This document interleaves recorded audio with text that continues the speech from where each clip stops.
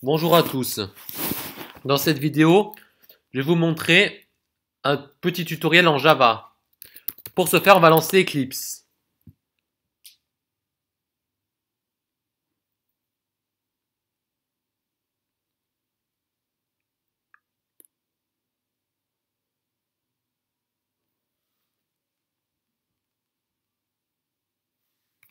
On va fermer les projets déjà existants pour ne pas porter confusion.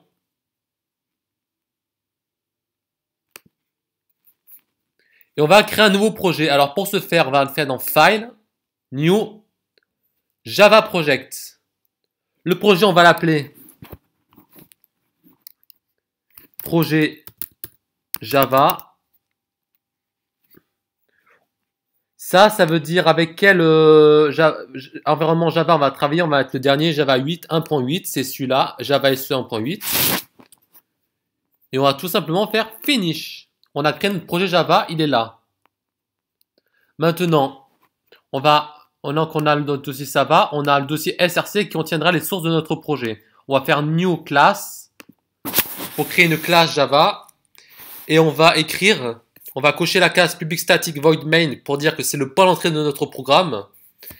Et la classe, on va l'appeler par exemple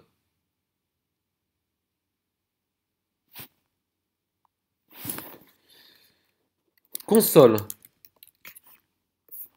On a juste à écrire sur finish.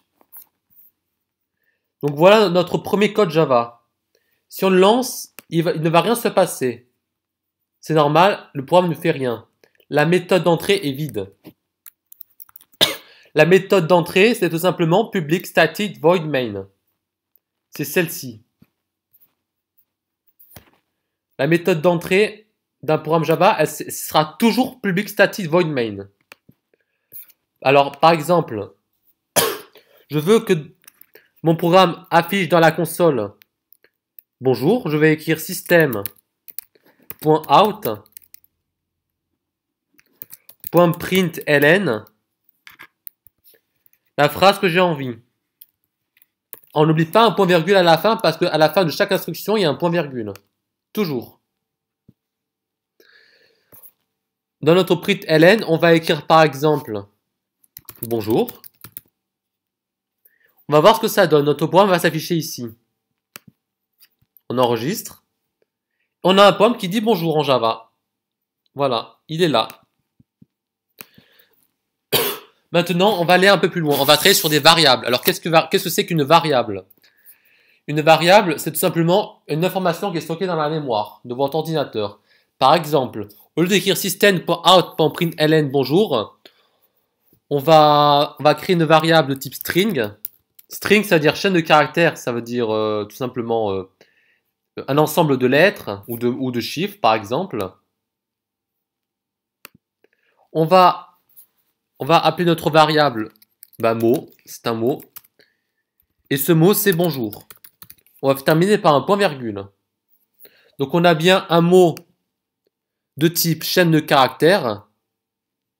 Et cette chaîne de caractères, c'est bonjour.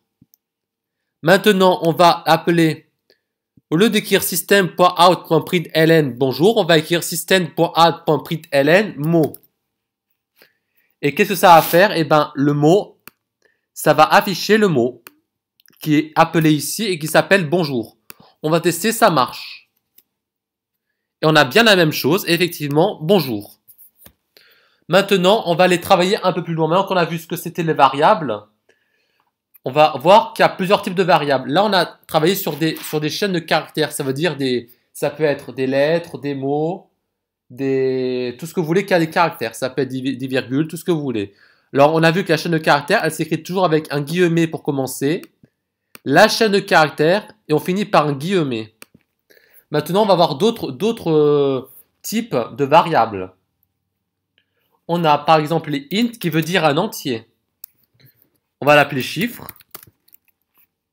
Et ce chiffre, on met pas de guillemets parce que c'est un int. Il n'y a jamais. On va par exemple dire que le chiffre c'est 12. Et dans le system.out.println, au lieu d'appeler le mot, on va appeler le chiffre. Chiffre. Et ce chiffre, c'est quoi? Il est là, c'est 12. On va voir 12. Maintenant qu'on a affiché le nombre entier, on va voir un troisième type de variable. Les doubles. Alors, qu'est-ce que c'est que double? Double, c'est tout simplement un chiffre à virgule. Alors, par exemple, double, on va l'appeler chiffre à virgule.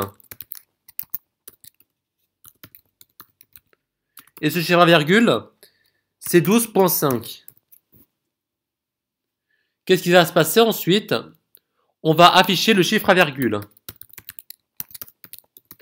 Attention à bien respecter les majuscules et les minuscules parce que c'est sensible à la casse. On va voir qu'est-ce que ça donne. On a bien 12,5 qu'on a appelé ici.